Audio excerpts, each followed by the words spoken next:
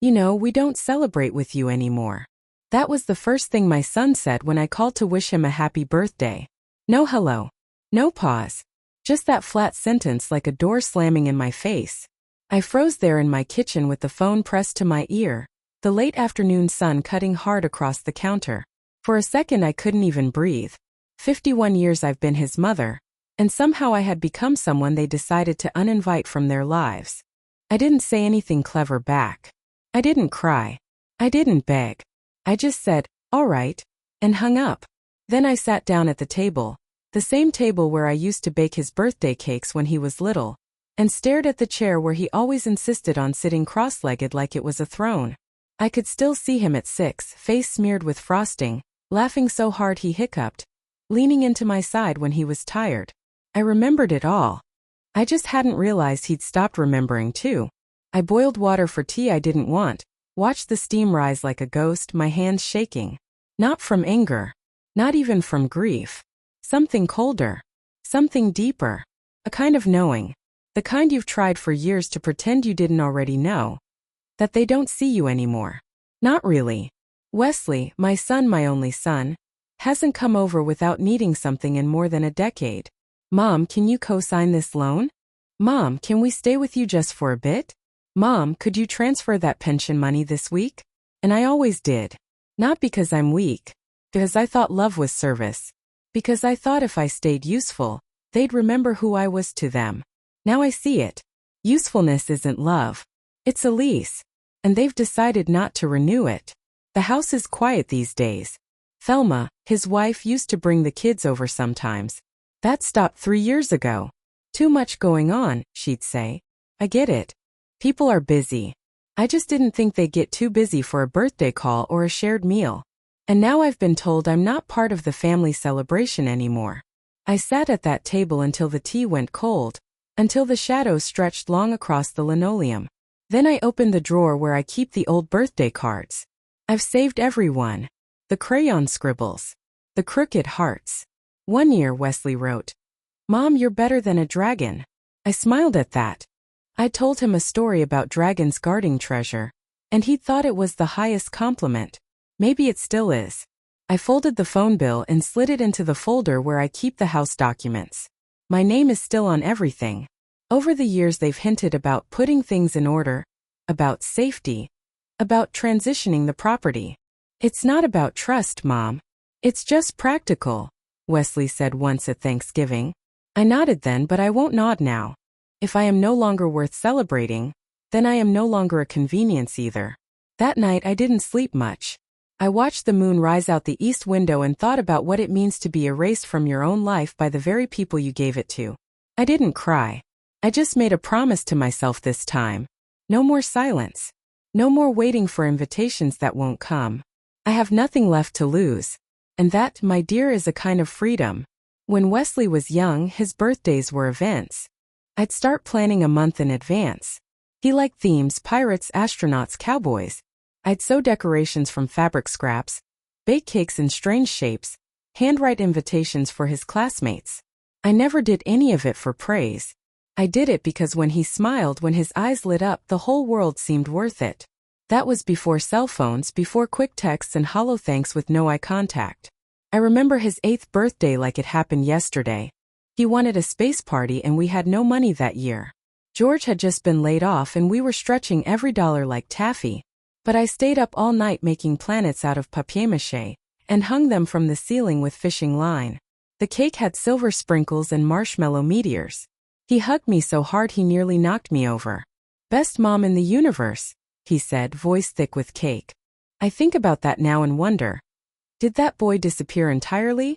Or is he still in there somewhere, buried under adult obligation and polite cruelty? The last birthday I hosted for him was his 40th. He hadn't asked for anything, but I surprised him anyway, invited a few close friends, cooked his favorite stew, even bought balloons. Thelma rolled her eyes the whole evening. "He's 40, not 4, she whispered to me in the kitchen. But Wesley smiled. He kissed me on the cheek when he left, said, "Thanks, Mom. You didn't have to." And I replied, "I know.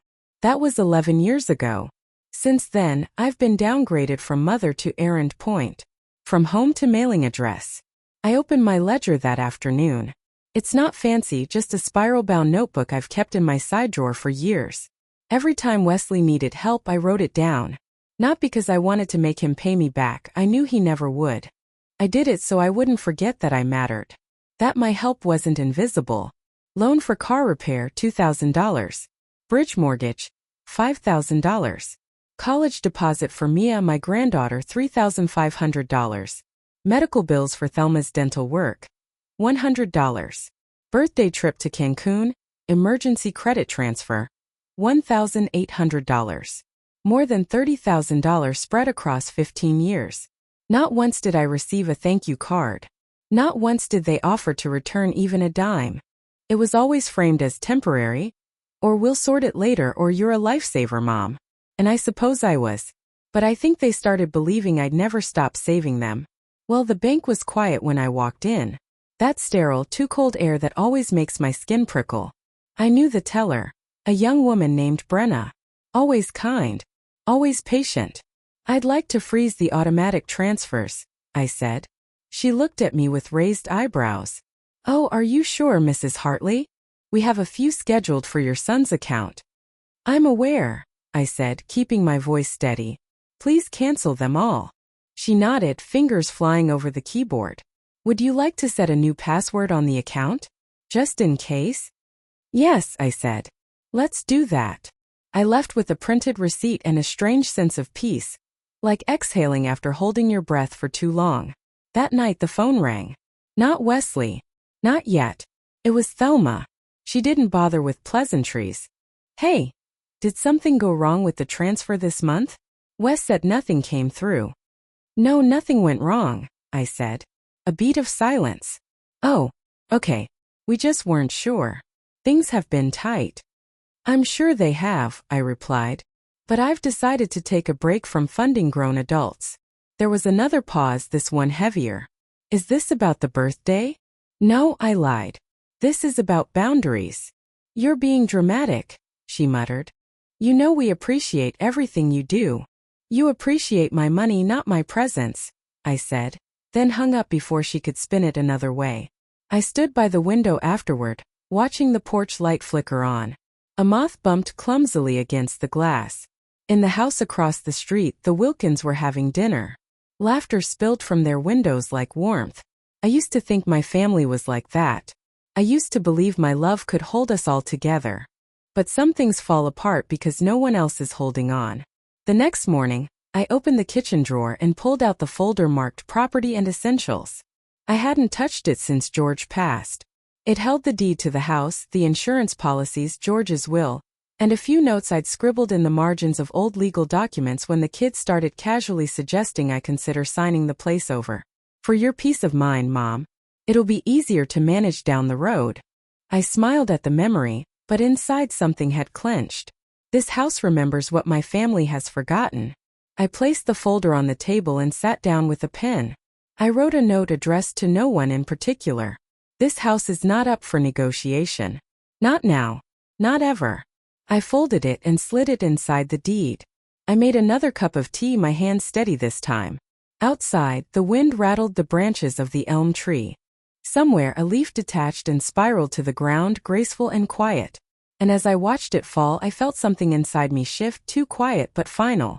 Tomorrow I would see Andrew Morrison. Tomorrow I would make sure no one could touch this house while I'm alive. Tonight I would sit here alone and breathe. The next morning I put on my navy cardigan with the pearl buttons, the one I usually saved for church, and walked 3 blocks to Andrew Morrison's office. The October air bit at my cheeks, sharp and crisp, but I felt oddly awake. Andrew greeted me with that steady, respectful tone I've always appreciated. Mrs. Hartley, it's good to see you. Please come in. I lowered myself into the leather chair across from his desk, my handbag resting heavy in my lap. Andrew, I said, steady as I could manage, I want to adjust my trust, and I need to make sure no one can touch this house while I'm alive. He didn't flinch, didn't blink. Just nodded and started making notes. We can arrange a life estate clause. That way you maintain full control until your death. Afterward, the property transfers to the beneficiaries you designate. And I want to change those beneficiaries, I said. He lifted his eyes from the page, waiting. My grandson. Read. He gets the house. Andrew nodded again, unshaken. As if mothers rearranging their legacies was just another Tuesday. But his pen paused just a fraction when I added. And I don't want anyone else accessing my accounts without my written consent. Not Wesley. Not Thelma. No one. He wrote it all down, efficient and precise. Mrs. Hartley, he asked quietly, are you sure you're ready for this? I've been ready for years, I said.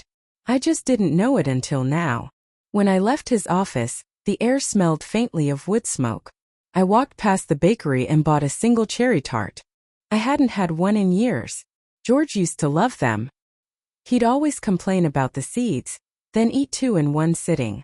I sat on a bench outside and ate it slowly, letting the sweetness sit on my tongue, not thinking, just tasting. For once the world felt still. That night Wesley called. His voice was tight, already brimming with restrained anger. Mom, we need to talk. I bet you do, I murmured, folding laundry at the kitchen table. I heard from the bank, he said sharply. And from Andrew. Of course he had. I see, I replied, smoothing a towel over my lap. You froze the transfers and changed the trust. Without even talking to us. To you, I corrected. There's no us when it comes to my legal rights. Mom, this is ridiculous. No, I said, my voice calm. It's overdue. There was a pause. I could picture him at that polished dining table, the one I helped them buy after their old place flooded. I could almost hear Thelma in the background, whispering strategies like a lawyer prepping a client. Tell her she's confused. Tell her it's about her safety. Tell her she needs help managing things. I just don't understand what's going on with you lately, Wesley said finally. You don't. I laughed once, short and sharp. Wesley, I've been a stranger to you for years. You just didn't notice. That's not fair. Neither is lying to your mother about a birthday dinner. Silence stretched. I imagined him shrinking, the excuse dissolving in his mouth. It was just a dinner for friends, he muttered at last. It wasn't meant to be formal. Well, I said, folding the last towel with deliberate care. Now you've got your wish. I won't be at your dinner tables, and I won't be in your checkbooks either. Jesus, Mom. I'm not angry, Wesley, I said softly. I'm tired.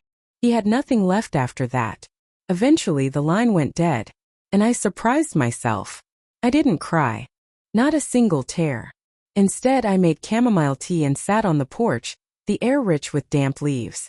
Somewhere down the street a dog barked, and a brown leaf spiraled from the elm tree to the ground. Graceful. Quiet. Final. The next morning my doorbell rang. It was Mia, my granddaughter. She stood there in a chic gray coat, hair pinned up like she was heading to a gallery opening. She had her mother's sharp jaw and her father's eyes, though hers were softer. Grandma, she said, voice already edged. Dad's really upset. I'm sure he is, I said. Would you like some tea? She stepped inside without answering. In the kitchen I poured 2 cups. She sat across from me, arms folded tight. Why are you doing this? She demanded. Doing what? Cutting everyone off. Freezing money. Changing documents. I'm reclaiming space, I said. Her eyes narrowed. That sounds like something from one of my sociology classes. It's something from my life, I replied. I've been everyone's backup plan for too long. You wanted to help, she shot back. I did, and I wasn't wrong to help. But I was wrong to believe help buys kindness. Or respect. She tapped her fingernails against the mug. So that's it? You're done? No, I said. I'm just starting. She scoffed, but it wasn't cruel. It was young, confused. So what, now you'll just sit here alone and feel proud? No, I said evenly. I'll sit here and feel free. She stood, brushing imaginary lint from her sleeve. You're being selfish. I've been selfless for 50 years, I said. Maybe it's time. She left without another word. No hug, no goodbye. Just the slam of the screen door echoing in my kitchen. I didn't run after her. I didn't apologize. I just finished my tea, warm and quiet in my own house. That afternoon, I took a walk around the block, cane tapping against the pavement. The trees still held on to their last colors, burnt gold and stubborn red. I paused outside the old Lambert house, now filled with 3 loud little boys. Their laughter spilled out of the windows like birdsong. Noise used to mean chaos to me. Now it sounded like life. Back home, I sat by the window with a spiral notebook and a cup of weak coffee. I hadn't written much in years, only grocery lists and names of pills. But now my pen moved without hesitation. I wrote his name, Reed, and I began a letter. 10 minutes without stopping. I didn't tell him everything. Not about the bank, not about the trust. He'd learn that soon enough. I told him what mattered, that I loved him, that I saw him, that I trusted him with more than my stories, with my memory, with my worth. When I finished, I folded the paper and slipped it into an envelope. No address. I'd give it to him when the time was right. The phone rang just as I stood to refill my cup. I expected Wesley again. Or Thelma. But it was Reed. "Hi, Grandma." His voice still carried that soft hesitation, the same as when he was little and afraid to speak too much. "Hi, sweetheart. I talked to Dad." "Of course you did." "He's mad," Reed said carefully. "I imagine. He said you're cutting everyone out of your life." I smiled to myself. "No. Just the ones who only come for what they can take." He didn't laugh. He was quiet for a long moment. Then, "I don't want to be one of those." Something loosened in my chest. "You never were." He exhaled. "Do you want me to come over?" "Yes," I said. "But not to talk about your father. Just to have tea. Just to sit." "I'll be there in 20. When Reed arrived, he looked younger than 23 in his old college hoodie. He carried a paper bag from the bakery, the smell of cinnamon buns filling my kitchen. We didn't talk much at first, just the clink of teacups, the steady tick of the kitchen clock. Then he said softly, "You're not wrong, you know, about the way they treat you." I didn't answer. "They talk like you're a chore," he continued, "like helping you is some tax they have to pay." I blinked hard. He'd seen it. He'd heard it. "You listen closely," I said. He shrugged. "It's hard not to when I care." I placed my hand over his, thin and lined, resting against his youth. "You're the only one who's ever asked me how I feel," I whispered, without needing something after. And in that moment, I knew something had shifted again. Not in them. In me. For the first time in years, I wasn't alone in this house. Not really. The kitchen felt different with Reed sitting there. Warmer, steadier, like his presence filled in the cracks where the silence used to creep. He tore his cinnamon bun in half, handed me the bigger piece without a word. George used to do that too. Little gestures, unspoken kindness.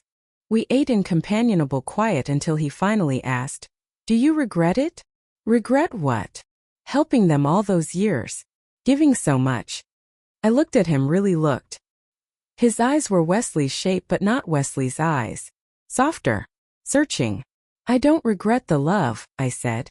"I regret believing it was enough to hold everything together." Reed nodded slowly, chewing as though he were tasting more than bread. We spent the afternoon leafing through old albums. He laughed at the bowl cuts and homemade Halloween costumes. He lingered on pictures of George, asking questions about the grandfather he only half remembered. When the clock chimed 6, he stood to leave. "Thank you for coming," I told him. "Of course," he said.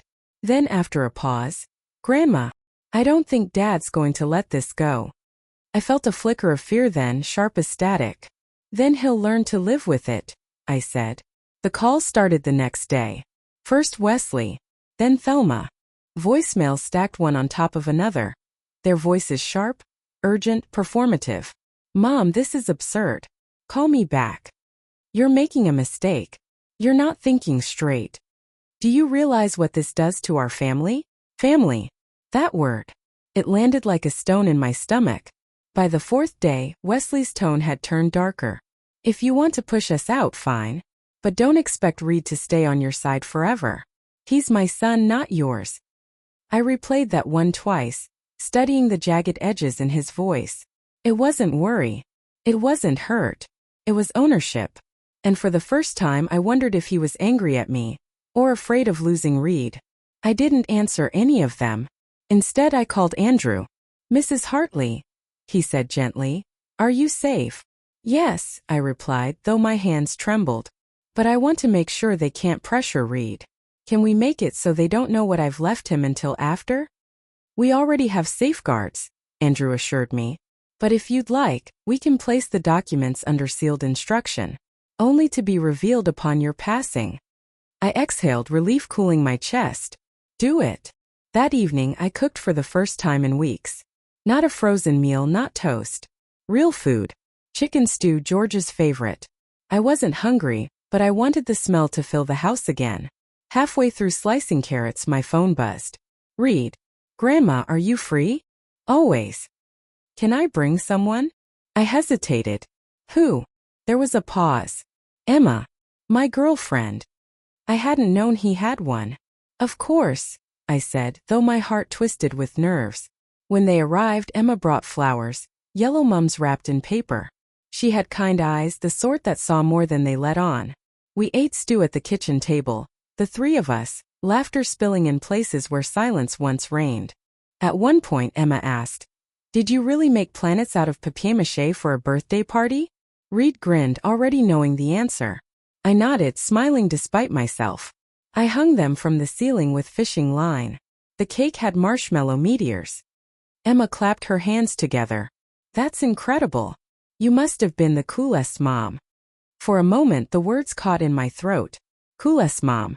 Not anymore. Reed reached across the table, touched my wrist lightly like he knew. The next week Wesley showed up at my door. No call, no warning.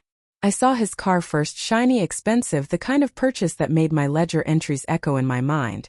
He stood on my porch, face tight, body stiff with impatience. Mom, we need to talk. I crossed my arms. So talk. Inside, his voice filled the kitchen, too loud for these walls. You've let this get out of hand. Freezing the transfers. Changing the trust. Do you know how this makes me look?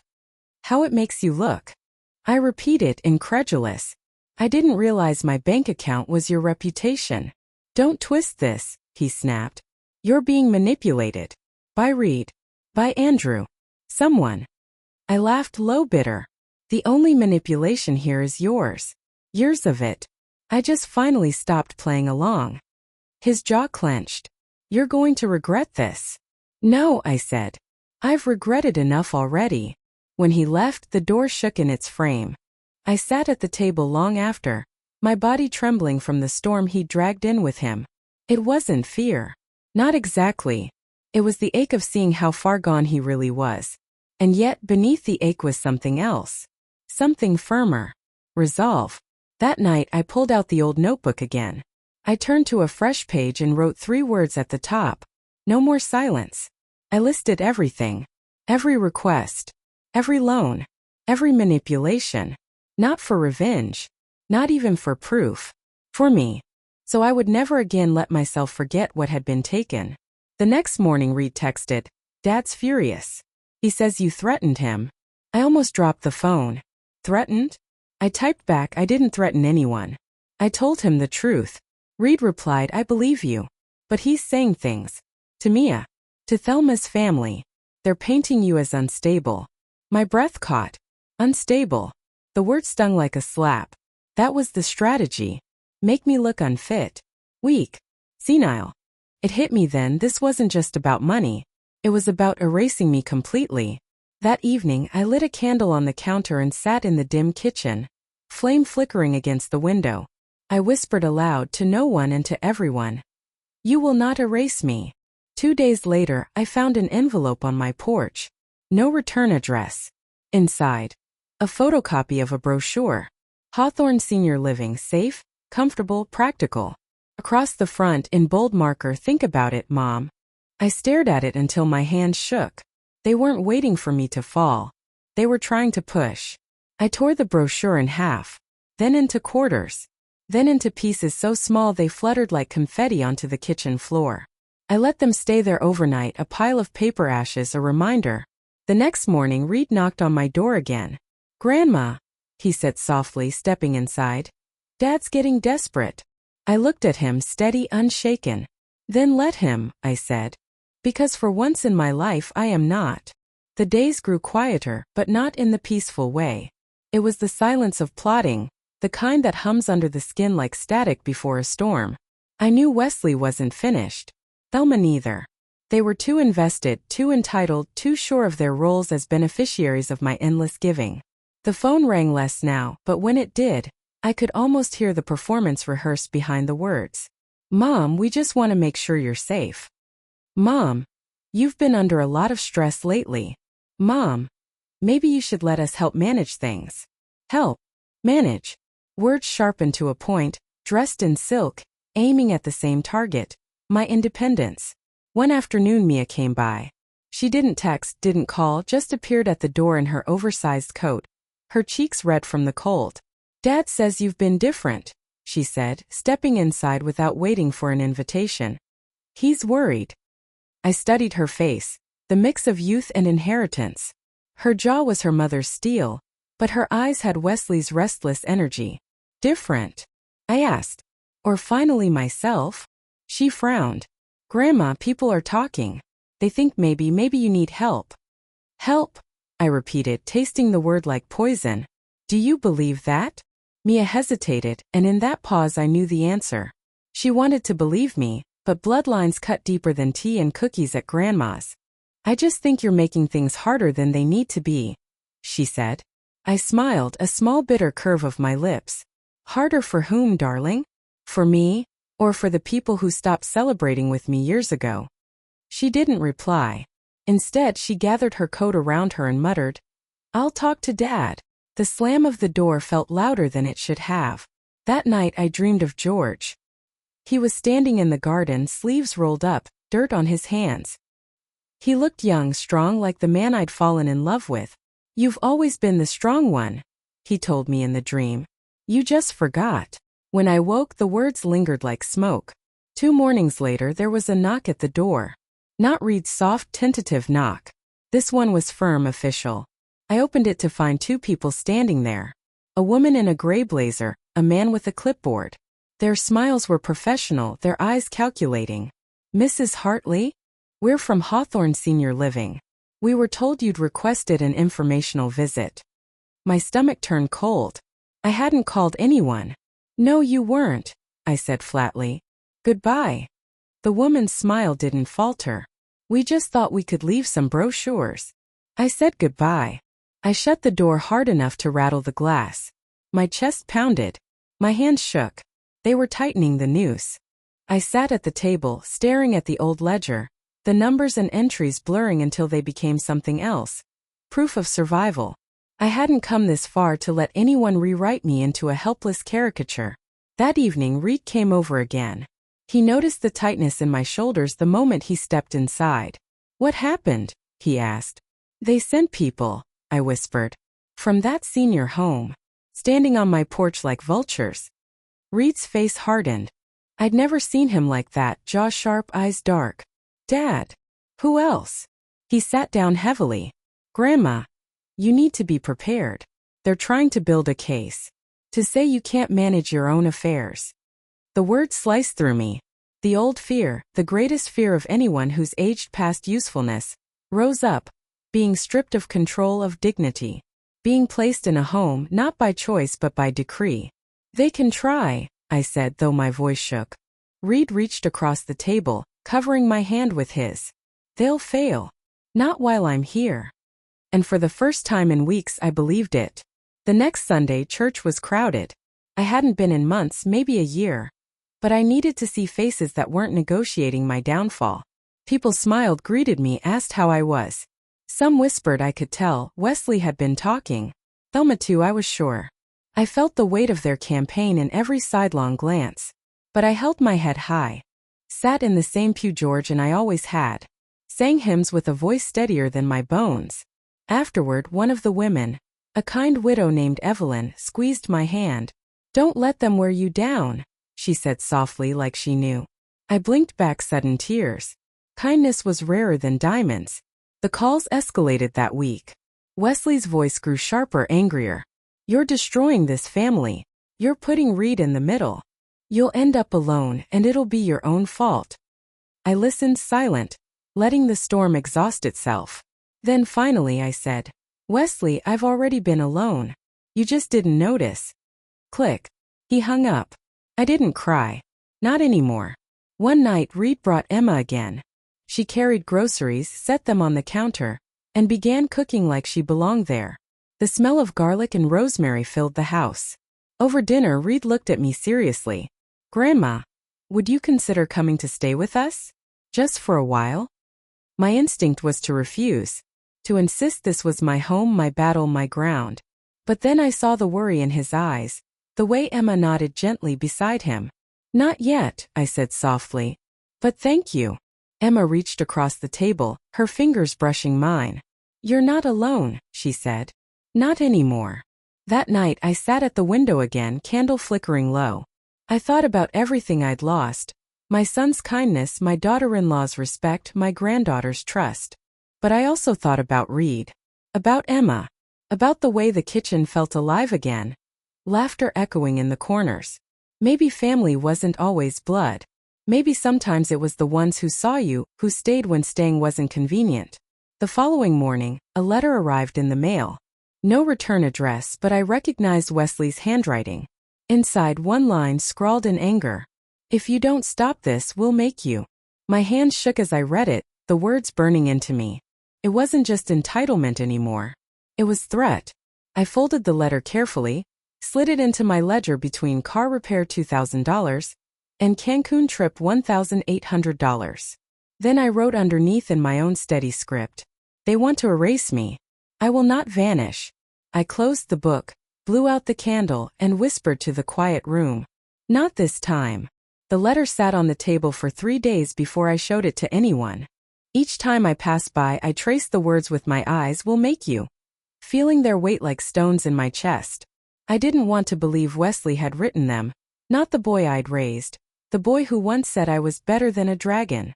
But the loops of the Y, the sharp angles of the M, I'd know his handwriting anywhere. On the 4th day, I slid the letter into an envelope and carried it to Andrew's office. He read it slowly, his brow tightening. This isn't just pressure anymore, he said finally. This is coercion. Maybe even threat. I know, I said quietly. What do? We document everything. Calls, letters, visits. If it escalates further, we involve the authorities. Authorities. The word felt heavy. I didn't want police cars outside my house. I didn't want to be the old woman whose family drama became the neighborhood spectacle. But I also didn't want to live under threat in my own home. I'll keep a record, I said. Every word, every visit. Andrew nodded. And I'll keep copies here. They won't erase you, Mrs. Hartley. Not while I'm your lawyer. That night I started a new notebook. Not the ledger of money. Not the journal of losses, but a record of their words. October 14th. Wesley said I'm acting like a stranger. October 16th. Mia. People think you need help. October 19th. Letter. If you don't stop this, we'll make you. Line after line, black ink on white paper, proof against their revision of my life. When I finished, I sat back, breathing steadier than I had in weeks. I wasn't powerless. I was the keeper of truth. A few evenings later, Reed came over alone. His face was pale, jaw tight. Dad's telling people you've lost it, he said. That you're paranoid. He even mentioned power of attorney to Uncle Dan. My stomach twisted. Power of attorney? Reed nodded grimly. He says you can't manage anymore. That he's just trying to protect you. I laughed, though it came out broken. Protect me? By taking everything I have left? Reed leaned forward. Grandma, he's trying to build a case. He wants the house. The accounts. All of it. For a moment the room spun. I gripped the table to steady myself. Then I whispered. Not while I'm alive. Reed put his hand over mine. Exactly. And I won't let him win. The next morning I woke before dawn, restless. The house was dark, the silence heavy. I wandered into the living room, my cane tapping softly against the hardwood. That's when I noticed it, the photo of George and me at the lake, the one in the silver frame lying face down on the mantel. I hadn't touched it. A chill swept through me. Had someone been inside? I checked the locks. Secure. Windows latched. Still, the unease clung like cobwebs. I turned the photo upright again. George's smile stared back at me, steady, sure. You wouldn't let them win, I whispered. Neither will I. That afternoon the phone rang. Thelma this time. Her voice was syrupy, false. Hello, Margaret. We've been talking and we really think it's time you consider moving. For your safety. My safety is fine, I said. Margaret, don't be stubborn. You've been erratic lately. Forgetful. Everyone's noticed. I gripped the receiver tighter. I remember plenty, Thelma. I remember every loan, every check, every time you said just for now and never paid me back. I remember being told not to come to birthdays. I remember being erased. Silence. Then sharp.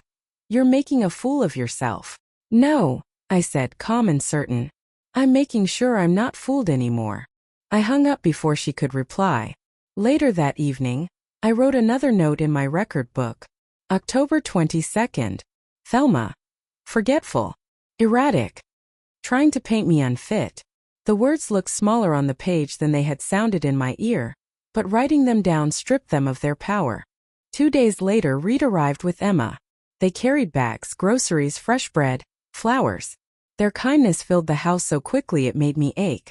Over dinner, Emma asked gently, "What's the worst thing they could do, Margaret?" The question startled me. No one had ever asked me to speak my fear aloud.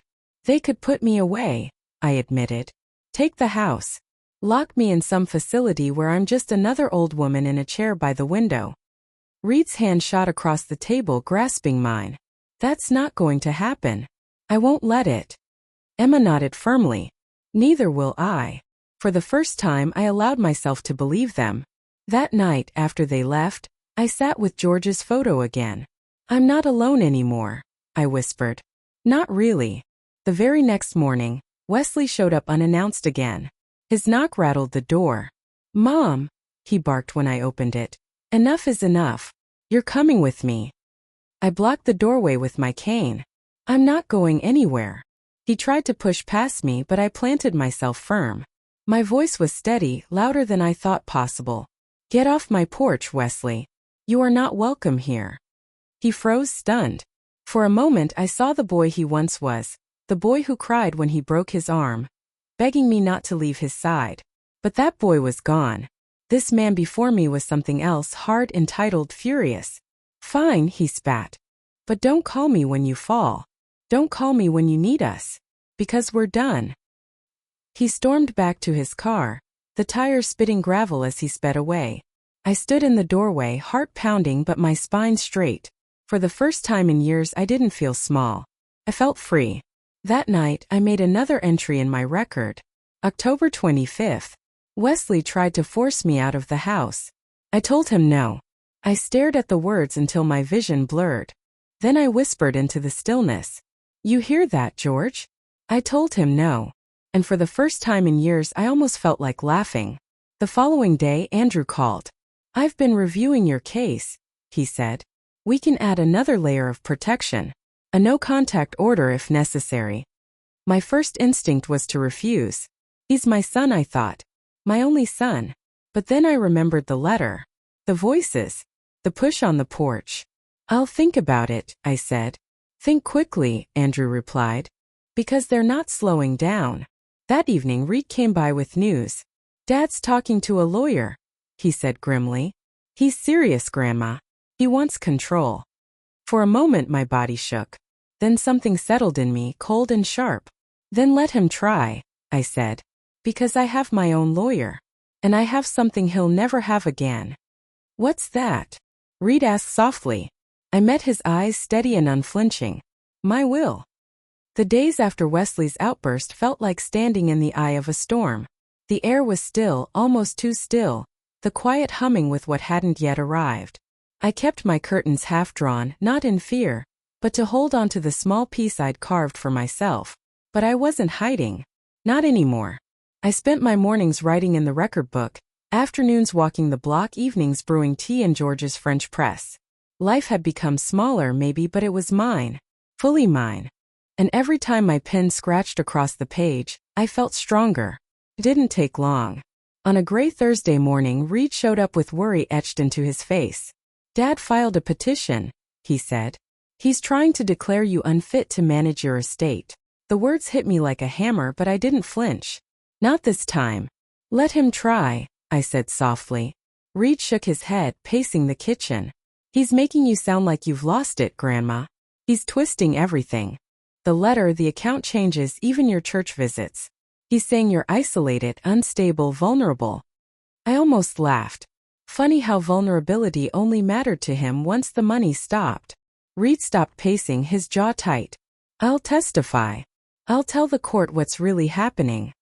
I reached across the table, touched his arm. You don't owe me that. Yes, I do, he said. Because you're the only one who ever made me feel like I mattered. My throat tightened. I hadn't expected to cry, but the tears came hot and stinging. Not grief this time. Gratitude. The hearing was scheduled for the following week. I dressed carefully that morning. Navy cardigan, pearl buttons, the good shoes I hadn't worn in years. Not for them. For me. The courtroom smelled of varnish and stale coffee. Wesley sat across the aisle. Thelma beside him. Their faces masks of indignation. Mia was there too, arms folded, gaze sharp. Reed sat behind me, steady as a pillar. When Wesley took the stand, his voice was smooth, rehearsed. My mother's been declining, he said. She forgets things, makes rash decisions. She's vulnerable to manipulation. We just want what's best for her. I wanted to stand up and scream, but I stayed still. Andrew had warned me. Calm wins. Truth wins. When my turn came, I rose slowly, cane in hand, and walked to the stand. Mrs. Hartley, the judge said, do you understand why we're here today? Yes, I replied. My voice didn't shake. We're here because my son is trying to erase me while I'm still alive. A ripple moved through the room. I spoke then. Not just about the money, though I named every transfer, every loan, every quiet erasure. Not just about the threats, though I produced the letter, unfolded it carefully, the words stark against the paper. I spoke about birthdays, about empty chairs, about standing in the rain outside a house I'd helped pay for. I spoke about love mistaken for convenience, service mistaken for weakness. And then I said the words that had burned in me for weeks. Usefulness isn't love. It's a lease. And I will not be leased anymore. The room was silent when I finished. The judge reviewed the evidence, her expression unreadable. Then she looked directly at Wesley. Your petition is denied. Mrs. Hartley is competent, lucid, and fully in control of her affairs. Wesley's face flushed red, his jaw tightening. Thelma muttered something sharp under her breath. I didn't gloat. I didn't smile. I just breathed. Because in that moment I felt George beside me. Proud. Steady. And I felt myself whole again. After the hearing, Reed walked me to the car. The autumn air was crisp, carrying the scent of leaves and distant wood smoke. You were incredible, he said. I was honest, I replied. That's rarer than incredible, he murmured. We stood there for a moment, the quiet humming between us. Then I reached into my bag, pulled out the letter I'd written weeks ago, the one with his name at the top. This is for you, I said. He looked at it, hesitant. What is it? My trust, I said softly. Not just the legal one. The real one. His eyes glistened as he took it. That evening back home, I sat by the window with George's photo. They tried to erase me, I whispered. But I wrote myself back in. The house was quiet, but it wasn't the heavy, suffocating quiet anymore. It was the quiet of peace. Weeks passed. Wesley stopped calling. Thelma too. Mia sent one clip text, I don't understand you, and then nothing more. The silence was sharp but survivable. Because in their absence something else grew. Reed came by often, Emma too. We ate together, laughed together, planted tulips in the garden. For the first time in years the house sounded alive. One Sunday, Reed fixed the loose shutter George had never gotten to. I watched from the porch, the sun warming my face. Emma sat beside me, her hand wrapped gently around mine. Do you regret it? She asked. I thought of everything, decades of giving, years of silence, nights of tears. Then I thought of this moment, the laughter drifting from the ladder, the tulip bulbs waiting in their neat little rows. No, I said. I only regret not doing it sooner. That night I opened the record book one last time. On the final page I wrote, they tried to take everything, but I still have myself. And that is enough. I closed the book, blew out the candle, and let the darkness settle softly around me. For the first time in years, I wasn't afraid of what tomorrow would bring, because tomorrow was mine.